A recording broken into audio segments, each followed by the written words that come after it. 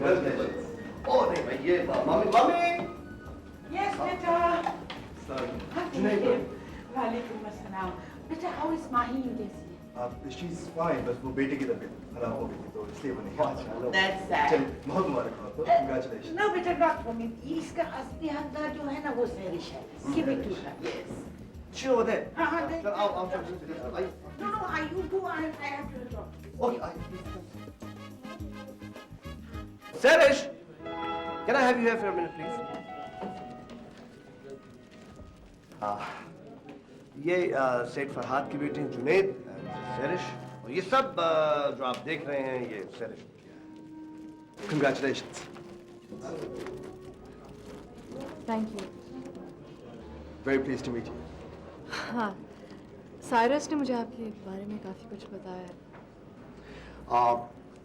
I have to run along, a lot of people coming in। ठीक है, मैं आपसे मिलता हूँ, please। और सेरिश से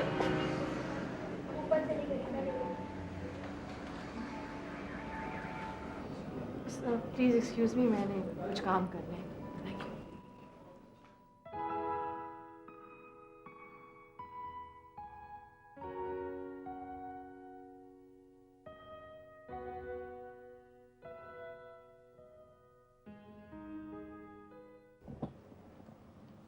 या तुम कहाँ चले गए थे? एक नापसंदीदा शख्स आ गया था, उसे अवॉइड करने गया था। कौन? एक है साहब, मैं समझी नहीं। सेठ फरहाद का बेटा जुनैद। तुम उससे नफरत क्यों करते हो? उससे नफरत?